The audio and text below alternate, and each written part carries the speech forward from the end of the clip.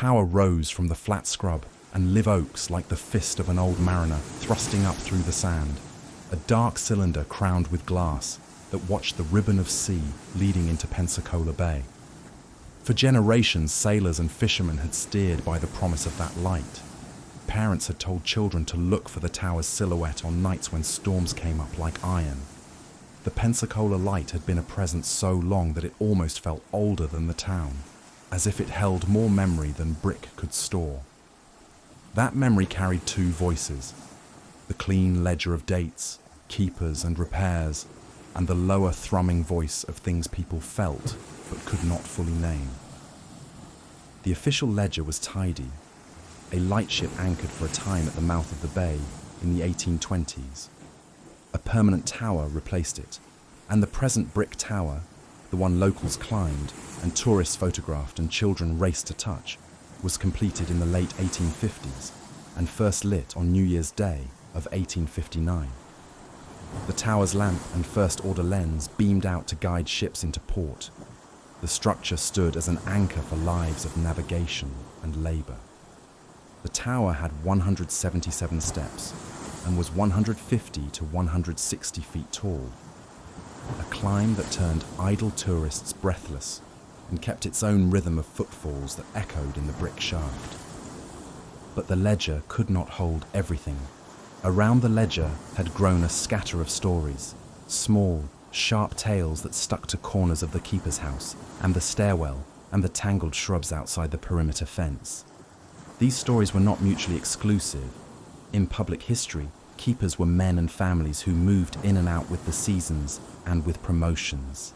In gossip and memory, they became guardians and ghosts, and in the hush of the tower, people sometimes swore they heard the two strains braided into something stranger. The earliest tale was simple and practical, that the lighthouse was built because sailors needed it. Then, in the breath between two storms, stories took shape. A keeper's anguished footsteps at night, slamming doors where no hand had touched them. A hush that settled over the keeper's quarters like a finger over a page. A handful of these tales became infamous. Guides offered ghost tours at the height of tourist season. Investigators with equipment came down and left with faces that had the look of people who had been shown something they didn't have language for.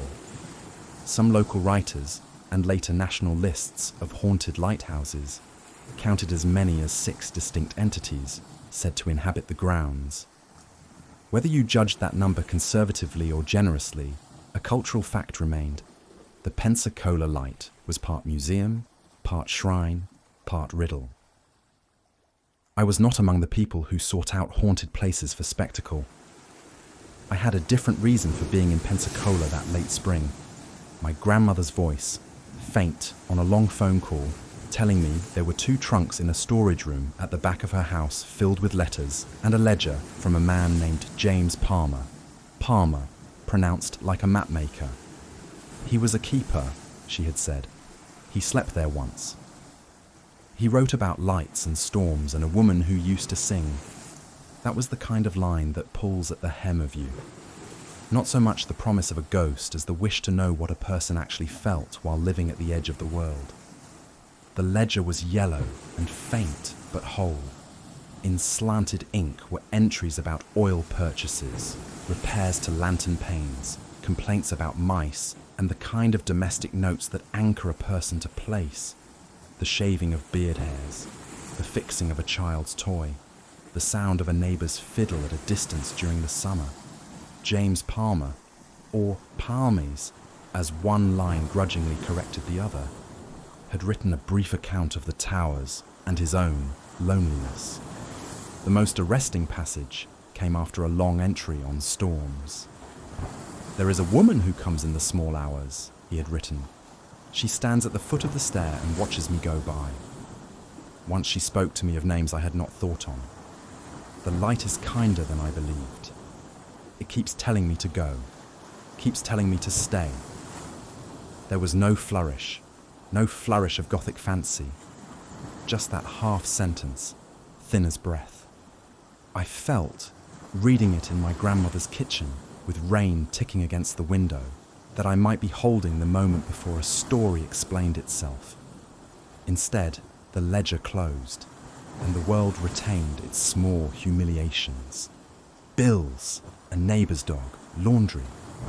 Local historians told me, kindly, precise, that the tower had endured repairs during the Civil War and afterward, that a number of keepers had served here in the 19th century, and that the station had been modernised across the 20th.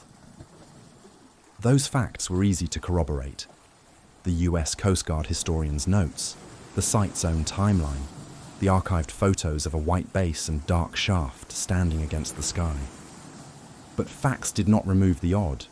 Friends of mine who worked at the Maritime Museum told stories at low volume, as if they too were not entirely sure where hearsay ended and experience began.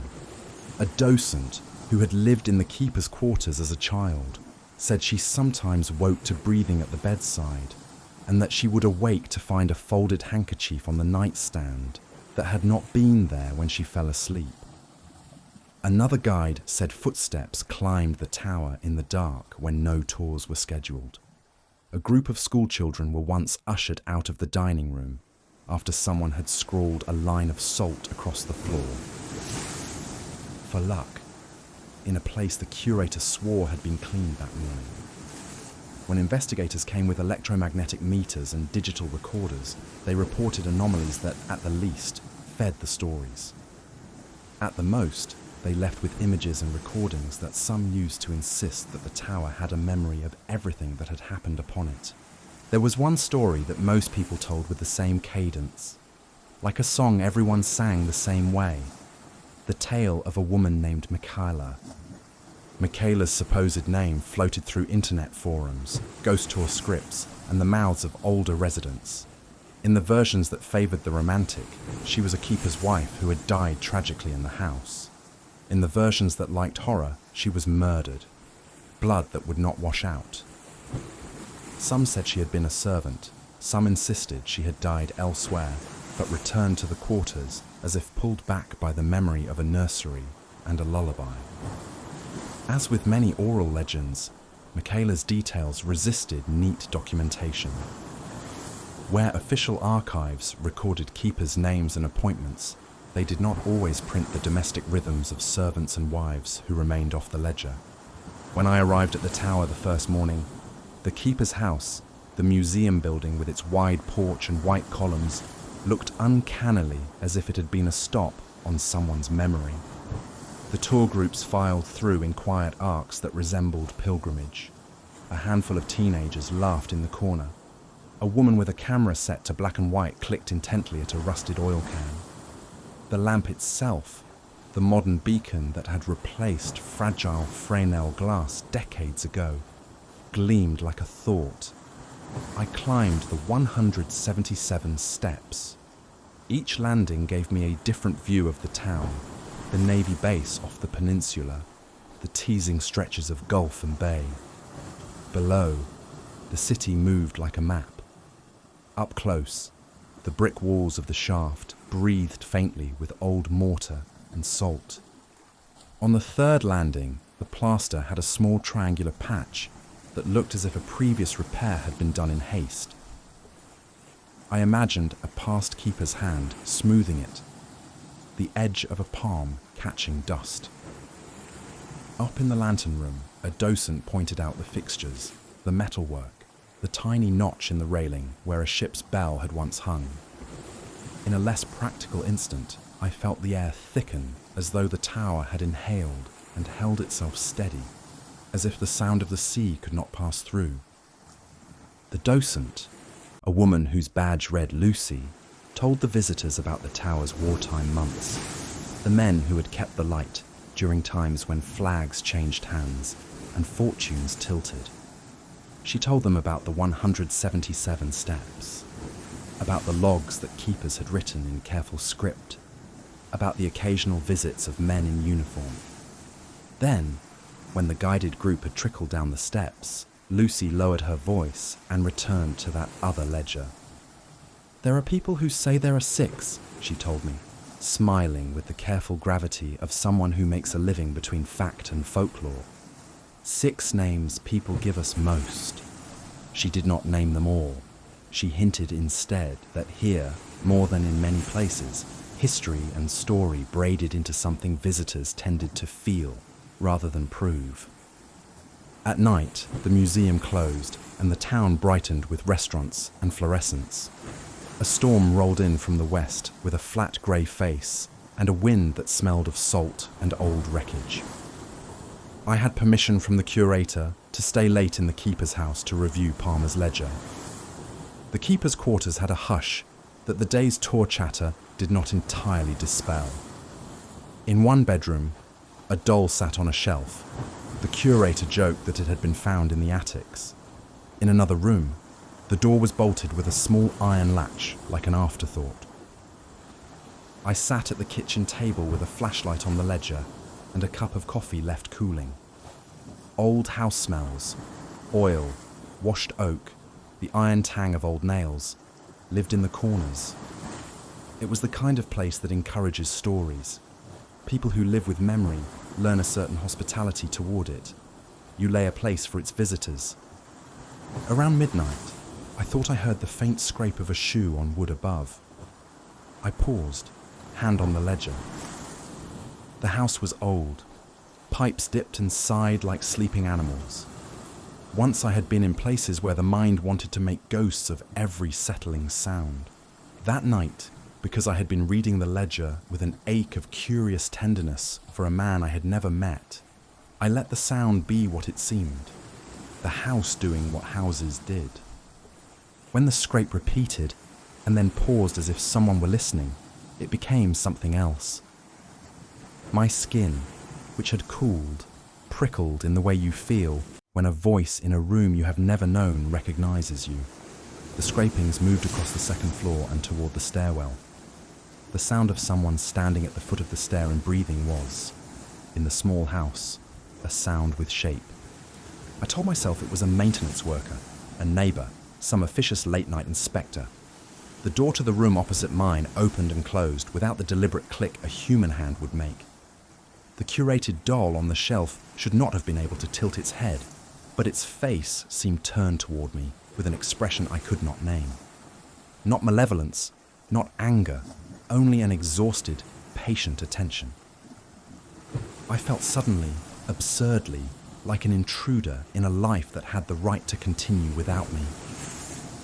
It is, I suppose, one of the ways a haunting announces itself.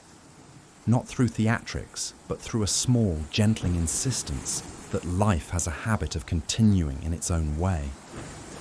When I told the curator in the morning, she smiled with the same kindly reserve as Lucy had. "You'll find," she said, "the place has a way of making you notice." She then produced an old handwritten note from one of the earlier keepers that detailed a night the family had woken to sounds like whispering across the hall. We rose and found the windows closed and the children sleeping, the note read. We could not discover a cause. Whether you collect these accounts and make a dossier of the uncanny, or whether you keep them as the breaths of a living house, they accumulate their own shape of truth. The curator later took me to the archive where she kept a box of visitor testimonies and old newspaper clippings. There were reports dating back nearly a century. A local paper's note about Lightkeeper's strange grief. A visitor's account of cold spots traced along the stairwell. And a line the curator read aloud with a teasing apology. An account that a woman's voice had once called the name of a child on the lawn in the dead of night. The letters were not proof in any legal sense. They were the kind of testimony that eats at reason because it is so repeated. In them, the hallways of memory take acoustic shape. I asked about Michaela specifically. "You always get Michaela," the curator said, folding a page. "I don't know who first said her name. I can't verify she existed here the way people describe her." She pointed to a parish ledger and to lists of keepers, names that came and went with clerical neatness. But people have had experiences, and people attribute them to a figure that makes sense to them. they build a narrative anchor. Michaela has become that anchor. That answer made the story larger in a way that I liked. Legends do not need simple verification to do their cultural work. They need faces. Michaela had become an emblem that allowed people to tell other parts of the truth, of fear, of loss, of memory at the edges of town. There were other stories that took on the clarity of quotidian sorrow. A keeper in the early 1900s lost a son to a fever. He scratched out his grief in a note that said only, "I have buried him today with my own hands." Later, keepers mentioned small accidents, a fall on the steps in the dark, a child who slipped on a wet board. There had been tragedy at sea for families who depended on the bay. There had been wars that sent fathers and cousins off and sometimes did not return. Any place that accumulates human life for a century and a half collects sorrow as a natural byproduct. The tower's shape, its narrowness, its persistent light, turns the ordinary ache of small losses into something that can be pointed at and discussed. And in this way, the tower becomes a mirror for whatever the community needed to speak about. One night, on a fog so dense the road markers vanished, the museum hosted a ghost hunt open to the public. I could have declined, but I chose to go not out of a desire to thrill, but to understand how people gathered ritual around the place. The event drew locals and a smattering of pilgrims, teenagers clutching recording devices, a man with a tripod and an old camcorder, a woman who had driven 3 hours bringing a rosary. The curator led the group through the dining room of the keeper's house with a torch that carved pale circles on wallpaper. She told the group the ledger of facts, years, keepers, repairs, and then asked everyone to remember that stories sometimes help people keep vigil for those they had lost. At about 11 people sat on the linoleum and chairs, while others stood near the windows. We talked about what it meant to want to see or to be seen, about the human instinct to look back to those who had once stood where we stand. We invited experiences with a soft, ceremonial language. The investigators turned on devices that pinged and hummed and logged changes in humidity or small electromagnetic fluctuations. The room was a net of small mechanical anxieties. At about midnight, one of the EMF readers crept into a higher range, and the camcorder caught a flicker of movement along the hallway that looked like a hand on the wall. No one in that group laid claim to special talent. The woman with the rosary wept softly, steady as an old clock. Later, when they reviewed the video, the flicker could be explained by a passing reflection or a quirk of low light. And perhaps it was. Still, the woman who had lost a child cried as though some older grief in town had been brushed that night. It struck me then that hauntings are often less about proving non-material agency and more about making the present acknowledge the large and small ways people have been hurt and remembered. The tower, with its steady, unblinking eye, does this work of recognition. At dawn, I walked the perimeter with an archivist who had worked there 30 years. He spoke of a different kind of memory, the institutional memory of preservation. "We try to keep the building honest," he said. "We don't dress it up, and we don't pretend the stories prove anything. But we also understand that people's experiences are part of the site's meaning. We create space for both record and feeling." He told me about the time a visitor left a small bouquet beneath a window for the woman, and about the child who painted a picture of a lady at the top of the stair. These small, votive acts stitch a living present to an imagined past. They are, the archivist suggested, forms of practical respect. What interested me, in the end, was not whether a woman named Michaela had been murdered in the house, or whether the tower recorded the precise emotional frequencies of every person who climbed it. It was the way a lighthouse, an object designed to be incorruptibly functional, had become, for a place, the place where people made sense of loss and vigilance. The light offered literal safety to mariners navigating treacherous bars. It also, in ways smaller and more human, offered a point to fix grief on. an emblem of endurance, a thing that would make a person feel seen. When I left Pensacola, I took a photocopy of Palmer's ledger and the memory of a night when an old house sounded like breath. Back home, I spread the photocopy on a table and read again the line about the woman who watched him at the foot of the stair. It was tempting to write a tidy superstructure, to claim the woman as apparition, or as memory, or as metaphor. But in the ledger's plain script, and in the museum's patient preservation, the truth was not tidy at all. It was layered, documented dates and neat entries, a town's repeated telling of itself, private grief seeding public myth. Lighthouses themselves are ambivalent things.